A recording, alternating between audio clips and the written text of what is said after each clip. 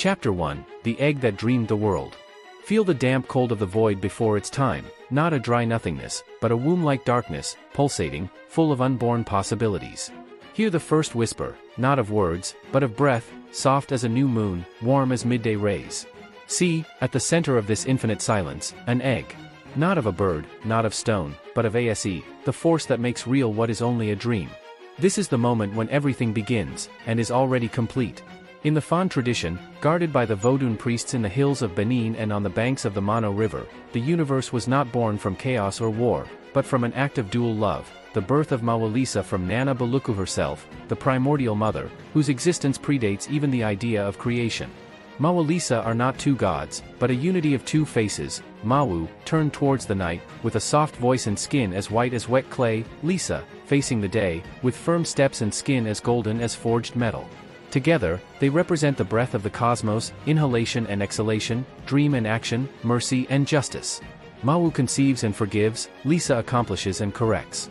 When they created the world, they did not use magic or brute force, but rhythm, 7 cycles of the sun and 7 of the moon, weaving 7 celestial and terrestrial layers like a cosmic fabric. From their breaths were born the Vodun, the lesser gods, each carrying within themselves this essential duality, for even thunder has its silence, and even healing requires a cut. The most delicate act was the creation of humankind. Mawu molded the body with red clay, with maternal tenderness, Lisa breathed fire into the lungs, to give courage and will. And before the eyes were sealed, Mawu whispered a dream into each soul, remember that you are made of mud, fire, and longing for heaven. That's why humans weep under the moon and fight under the sun, that's why no one is complete alone. But now, an imbalance is growing in the world, some run without stopping, as if the sun would never set, others lose themselves in dreams, as if the night would never need to end. And Mawu-Lisa watches, because the next step isn't theirs. It's ours. Chapter 2, The Moon That Waits, The Sun That Demands. Feel the weight of the night silence, when the village sleeps but dreams are awake. Hear the roosters crow at dawn, not a simple warning, but Lisa's call for the world to fulfill its duty. See Mawu, seated in the curve of the crescent moon, weaving with threads of mist the destinies that are yet nameless. In Fon cosmology, day and night are not mere measures of time, but pulses of the divine. Each sunrise is an act of Lisa, demanding, clear, merciless in its regularity. Each sunset is a gesture of Mawu, welcoming, mysterious, generous in its rest. But this balance is fragile, and in the village of Kosu, Jimin, a young blacksmith and grandson of a priestess, lives as if only the sun existed. He rises before dawn, works until he bleeds, despises rest and dreams, repeating, dreams don't fill bellies. His mother silently leaves offerings of milk and honey to the moon, a plea to Mawu to touch his heart before the fire consumes him. Mawu responds. That night, she visits Jimin in a dream, not as a goddess, but as an old weaver by a river. She asks him why he runs so fast, and when he replies, because the world doesn't wait, she retorts, but do you wait for the world? She shows him a vision of himself years later, rich, lonely, with hands that no longer feel and a heart as mute as ashes. Jimin wakes up crying, something he hadn't done since childhood. At dawn, Lisa also appears, personified as a traveler in golden clothes before the forge. She praises his work, but questions, doesn't your fire warm anyone but you? And corrects him, your duty is to forge to care. Iron without purpose is just metal. The sun without shadow is just desert. Shaken, Jimin doesn't light the forge that day. He sits in the shade of the ancient fig tree, listens to stories, watches children, feels, for the first time in years, the weight of his own breath. But the real test is yet to come. That same night, a fire breaks out and threatens half the village. Jimin must choose, save his tools or help his neighbors rescue the elderly from the flames. Mawu awaits his answer in the darkness. Lisa watches from above, impassive. Because balance lies not simply in resting or acting, but in knowing for whom one acts and for whom one rests. And in that instant, between fire and mist, Jimin will have the chance to prove that he has understood the oldest lesson of the cosmos, that true power is born from the harmony between dream and duty, between the waiting moon and the demanding sun. Chapter 3, The Fire That Serves, The Shadow That Heals. Feel the acrid smell of smoke invading the sweet night air. Hear the muffled cries beneath the crash of collapsing tiles, not of panic, but of human urgency. See the flames licking the village walls like hungry tongues, illuminating faces soiled with soot and tears. The fire did not come by chance, it came as a test. Jimin runs toward his workshop, the sanctuary of his sweat and devotion to Lisa, but hesitates upon hearing the pleas of Auntie Engbo, the blind weaver, trapped with her grandchildren amidst the flames. Before him, amidst the blaze, two silent presences emerge. To the left, the serene shadow of Mawu, pointing toward the hut, to the right, the golden silhouette of Lisa, turned toward the workshop. No sound. Only waiting. And Jimin understands, it is not a matter of choosing between action and compassion, but of discerning which action springs from true compassion. Without hesitation, he saves his family, even knowing that his workshop, his identity, might be lost in the ashes. When the fire dies down and the rain falls, a gift from Mawu or perhaps Sakpata, Jimin finds only rubble where hammers, molds, and raw iron once stood. But instead of despair, he feels a new warmth. It doesn't come from the embers, but from his heart. The next morning, the villagers gather not to lament, but to rebuild. Each brings what they can: hammers, planks, cloths. In 3 days, a new workshop rises, smaller, more welcoming, with a window facing east to greet Lisa at sunrise and a bench under the fig tree to listen to Mawu at dusk. Mawu-Lisa doesn't appear. They don't need to. Her work was never to command, but to reveal, and Jimin now walks in the unity of the two divine faces. But cosmic balance cannot be sustained by a single transformed heart. In the northern mountains, a proud king erects a temple solely for Lisa, filled with gold, eternal fire, and statues that exalt strength, power, and victory. He declares, the moon is weakness. Only the sun rules. He removes all images of Mawu. The priests fall silent, but the world responds. The crops wither, the rivers dry up, the women cease to conceive. Because when only one face of God is honored, the other closes its eyes. And Mawu-Lisa, in its eternal unity, prepares a lesson not with fire or anger, but with absence, the deepest punishment the cosmos can impose, the silence of the forgotten half of creation. Chapter 4, The Moonless Temple. Feel the oppressive heat of a breezeless day, the air so dry that even the birdsong seems to crack. Hear the crackling of the eternal fire in the center of the golden temple, fed day and night by exhausted servants. See the statues of Lisa, with eyes of polished copper, reflecting the sunlight like swords. This is Adinhodo, the king who decided to rule only with the sun. His palace rises where once there was a simple altar with 2 stones, one white for Mawu, the other red for Lisa. Now, there is only gold, brass, and silence. Adinhodo does not hate Mawu, he finds her useless. What is the point of dreams when we have laws? What is the point of mercy when we have order, he proclaims. The priests have fallen silent out of fear, but the Vodun do not withhold their gifts, the seeds do not sprout, the women dream of dry rivers, the warriors duel out of vanity. Because Lisa without Mawu is not justice, it is tyranny. Action without dreams is not progress, it is empty fury. At the great solstice festival, when Adinhodo plans to consecrate his temple as the sole center of the divine, the impossible happens. At midday, the sun does not warm. The flames of the eternal fire pale, the statues of Lisa lose their brilliance, and a round shadow falls from the blue sky, as if the moon had stolen the day. Amidst the general panic, a 7-year-old girl, the daughter of a washerwoman, appears in the courtyard and declares in a clear voice, Mawu is sad. And when Mawu is sad, even the sun forgets its fire. Ridiculed, the king demands explanations, but before anyone can answer, everyone sees in the sky a single figure with 2 faces, one bathed in lunar silver, the other enveloped in golden flames, weeping the same tear. Adinhodo falls to his knees, not out of fear, but out of shame. He understands, finally, that one cannot honor the sun and extinguish the moon, both are the same breath of the cosmos.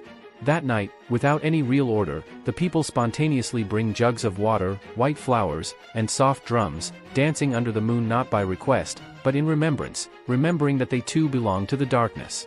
But Mawu-Lisa knows that the balance is still fragile. A new threat approaches, not of pride, but of oblivion. In distant cities, men in coats and pocket watches begin to call the Vodun superstitions and the temples relics.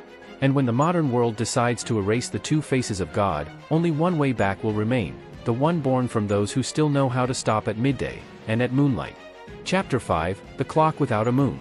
Smell the paint and iron emanating from the new buildings of the port city, a smell that doesn't belong to the land, but to the machines that dominate it. Hear the ticking of wall clocks, replacing the rhythm of drums, the chirping of crickets, the murmur of rivers. See the young people hurrying by, their eyes fixed on papers and numbers, unaware that the sun has set, or that the moon has risen. Time has changed, and with it, the way of measuring the sacred. In colonial schools, it is taught that the universe obeys mechanical laws, not dancing presences. Missionaries label Mawu as pagan darkness and Lisa as a false god of fire. Even the priest's children are beginning to doubt. Kofi, grandson of the blind Sirk Bozan, is one of them. He speaks fluent French, wears a suit on Sundays, and believes that the world now has calendars, not cycles. His grandfather doesn't argue. He simply hands him a wooden box made of Irako wood, carved with ancient symbols, with a single request: open it when you feel you've lost your way. Coffee accepts a position in the colonial administration as chief clerk, proud to impose the order of progress, rigid weeks, precise taxes, time measured in minutes, not moons. But the world responds in its own way. His books begin to fail, the peasants fall ill, and his dreams turn into nightmares of stopped clocks. Until, one silent afternoon, he sees an old woman leave milk by the roadside and a boy light a fire with dry leaves, simple gestures, without theatrics, without dogma, but full of vivid memory. That scene awakens something forgotten. That night, he opens the Irako box and finds only a small mirror and a carved question: whom do you serve, the time of men, or the rhythm of the world? Coffee cries, not from guilt, but from remembrance. Something from his childhood returns, his grandmother's voice saying, "The sun teaches you to work. The moon teaches you to be human." But the real test is yet to come. The next morning, the colonial governor summons him to demarcate sacred Vodun lands, for sale. You know the symbols. Help us identify them. Coffee knows this is the decisive moment, to use his knowledge to erase ancestral paths, or to protect them. Mawu observes from the silence. Lisa waits in the light. And between them, the destiny of an entire people rests in the hands of a young man who, though he has forgotten, has not lost, because the seed of rhythm still pulsates, even beneath the concrete of modern time. Chapter 6, The Pen That Writes in Two Times. Smell the scent of aged paper and stamp ink, the perfume of power erased by bureaucracy. Hear the crunch of Coffee's pen on the official notebook, each stroke laden with silence. See the morning sunlight streaming through the window of the colonial office, but not touching his face, as if Lisa were waiting for his decision before granting warmth. Before him, the governor demands that he demarcate the sacred lands of the Vodun for sale, promising modern schools in exchange. Coffee knows every symbol on the map: the circle with two eyes, the intertwined snake, the drum under the fig tree, places where the world still breathes in a double rhythm. The night before, he dreamed of two hands, one of clay, the other of fire, offering not choice, but union. He takes a deep breath, picks up the pen, and firmly writes a pious lie. He cites a non-existent decree protecting ancestral places of worship. It exists in the memory of those who swore to protect the rhythm of the world. He replies to the governor, refusing to surrender the sacred to the logic of profit. That night, Coffee leaves the office not as an employee of the empire, but as a secret guardian. He returns to his grandfather's village and returns the Irako box, now carved with a sun intertwined with a crescent moon. Kpozoun, blind but clairvoyant, smiles. You didn't choose a side. You chose the center. But the world doesn't reward balance easily. Coffee is dismissed, erased from the records, labeled backward.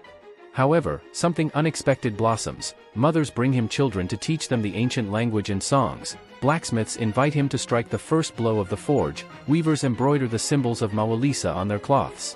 He ceases to be a scribe and becomes a bridge, someone who lives between times, without denying any. But Mawu-Lisa knows that the deepest threat comes not from the colonizer, but from the forgetfulness that is born within her own home. In another village, a young priest, seduced by the glitter of the cities, begins to preach that Mawu-Lisa is merely a myth of the past, that, today, only God decides. The offerings cease. The drums fall silent. The sacred duality is reduced to a single image, and then, to silence. Mawu closes her eyes. Lisa turns her face away. And the world, without realizing it, loses its rhythm.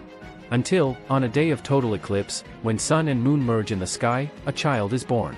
And in her, the elders say, resides the memory that the world needs. God has two eyes. One to see the fire. The other to see the shadow. And both are necessary to see the truth. Chapter 7, The Child of the Eclipse. Feel the heavy air of a day that doesn't know if it's day or night, the sun covered by a perfect, round, silent shadow. Hear the cry of a woman in labor coinciding with the first touch of total darkness. See, at the exact moment the world plunges into twilight, a baby being born, with eyes closed, but hands open, as if already knowing how to hold its balance. Its name will be Ivy, she who came in the time between times. In the Fon tradition, eclipses are not mere astronomical phenomena, they are sacred pauses, moments when Mawu and Lisa face each other directly, and the whole world holds its breath. Nothing should begin. Everything must stop, and listen. Therefore, the birth of Ivy is a sign, both of hope and of warning. Her mother, Fifon, already distant from the old practices, feels, without understanding, the call of the crossroads. And there, under the veil of the eclipse, her body gives birth not only to a child, but to a living memory of the forgotten balance. Ivy grows like no other. At 3 years old, she seeks the company of the elders. At 7, she speaks of Lisa's weariness and Mawu's longing as if conversing with old friends. When drought ravages the region, she alone cleans the abandoned altar, leaves fresh water, and sings a melody no one else knows, and, that night, the rain falls with the gentleness of a reconciliation. The rivers return, milk returns to the breasts, peace is reborn among men. But Ivy does not celebrate. With a voice that carries centuries, she says, "Mawu cried. Lisa stopped burning. But the world still hasn't learned to walk on 2 feet." She understands what few remember: rain is not born only from the sky, but from the encounter between the evaporating fire and the attracting moon, between action and waiting, between light and shadow. But now a new wind blows, not of ashes, but of precise words. A charismatic missionary builds a church in the center of the region and preaches a simple, beautiful, and unique truth: God is one. And he does not have 2 faces. Ivy listens, and, for the first time, feels fear. Because she knows that the danger lies not in the new faith, but in the exclusion it imposes. When the world insists on seeing only one side of divinity, the other does not disappear, it merely ceases to be recognized. And without recognition, even the divine loses its its creative force. Ivy understands, then, that her mission is not only to remember, it is to teach the world to see with 2 eyes again. For only then can the rhythm of the universe begin to pulsate once more. Chapter 8, The God Who Cannot Be Contained in One Name. Smell the melting wax and cheap incense emanating from the new church, an aroma that attempts to mask the palm oil, the cigar smoke, the scent of damp earth at the crossroads. Hear the hymns sung in a foreign language, with melodious voices but lacking the vibration of the drums that rise from the ground. See the village children, once accustomed to running barefoot under the sacred fig tree, now seated on hard benches, repeating, "God is one. God is Father. God is truth." The missionary, Father Aloy, came from southern France with the conviction to save souls, and, with them, to erase what he calls primitive dualism. For him, Mawu-Lisa is not a mystery, but confusion. How can a single creator have 2 faces? His words sound pure, but wound the cosmic fabric. Ivy, now 9 years old, listens in silence. She doesn't rebel with shouts, but with gestures. Every night, she leaves offerings, milk for Mawu, embers for Lisa, not out of stubbornness, but because she feels the absence. And the world, little by little, falters. The rivers lose their song, the newborns cry more, the blacksmith's blades break easily. The collapse doesn't come in catastrophe, but in silence. On the night of the full moon, a sacred date for Mawu, the priest decides to purify the village and marches with torches and holy water toward the ancestral altar. Ivy, dressed in a tunic embroidered in red and white, sits before the altar, serene and unarmed. When confronted, she responds with a question that echoes more than any sermon: "Have you ever seen the sun without its shadow? Your God may be one, but the world is not." The priest, disturbed, destroys the altar, but, the next morning, the church bell falls silent, and his voice disappears from the pulpit. It's not punishment, Ivy knows. It's absence. Mawu-Lisa doesn't expel, he simply withdraws. And where his 2 faces are not recognized, not even the most rehearsed word finds an echo. Humiliated, the priest leaves, but leaves behind a seed of doubt that divides the village between fear of the new and longing for the old. Ivy, under the ancestral fig tree, doesn't call for disciples. He whispers to the wind, "You don't need to follow me. You just need to stop erasing what you don't understand." But time is running out. Asphalt roads advance towards the village, bringing men who don't believe in gods or crossroads, only in progress, property, and efficiency. And faced with this new world, Ivy understands that his struggle is no longer against a missionary, but against a logic that only sees value in what can be measured, named, and controlled.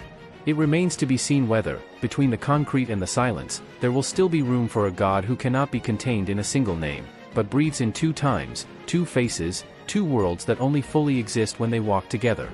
Chapter 9, The Road That Asks No Permission. Smell the burnt oil and dust kicked up by metal wheels, an odor that doesn't belong to the land, but to the future that advances without asking permission. Hear the roar of engines replacing the birdsong, the murmur of streams, the rhythm of bare feet on the trail. See the first paved road cut through the sacred forest like a scar, straight, fast, indifferent. The engineers arrive with maps, stopwatches, and the certainty that progress doesn't negotiate with spirits. They fell trees without greeting Sikpata, bury paths without asking the winds.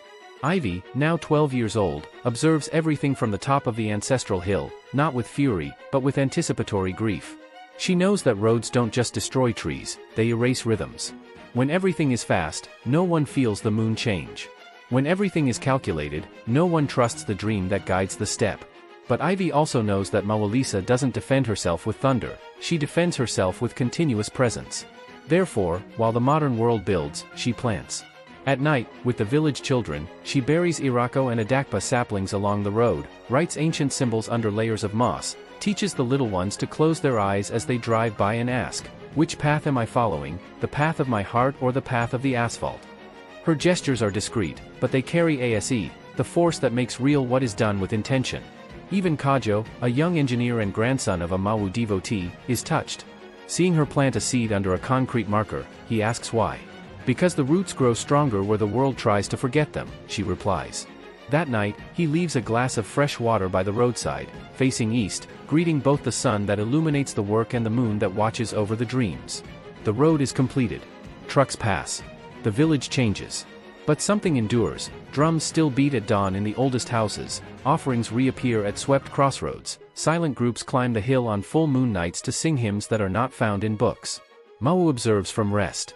Lisa approves from the movement. But cosmic balance demands one last act, not of resistance, but of transmission. Ivy feels in her bones that her time as a living bridge is brief. She will not be a priestess, she will not be a queen. She will be a seed. And, before the world transforms her into a legend or erases her as an illusion, she must deliver the fire, and the shadow, to hands that do not yet know they need them. Chapter 10, The Song That Never Ends. Feel the light air of dawn, when the world has not yet decided whether it will be fast or slow. Hear the first beat of the drum, not in a temple, not in a ceremony, but coming from a simple house, made of mud and shaded by a mango tree. See Ivy, now 15 years old, sitting before 3 children, an orphan boy, a girl who is the daughter of a merchant, and a young man who has returned from the city with an empty heart. She wears no sacred robes nor does she carry ritual necklaces. In her hands, only 2 living symbols, a small mirror, to reflect what is, and an ember wrapped in a leaf, to remember what transforms. Today, she says calmly, "I will not teach stories. I will teach you to listen to the rhythm within you." And she explains that Mawu is not a distant goddess, but the necessary silence before the word. Lisa is not an external force, but the fire that makes us rise when we want to give up. One without the other leaves us lost. Together, they make us whole. Children may not understand all the words, but they feel them. Because the truth of Mawu-Lisa was never rigid doctrine, but living experience, it was never imposed, but whispered in the wind, in the fire, in the gaze. And now, in the age of roads and clocks, this truth is reborn in seemingly small gestures, a mother singing under the moon, a blacksmith giving thanks to the fire before forging, a young man who, faced with a contract, asks, "Does this honor my son, and my shadow?" Mawu-Lisa does not rule the world like distant lords, they breathe with it, in the pulse of everyday choices, in the dance between action and pause, justice and mercy, light and shadow.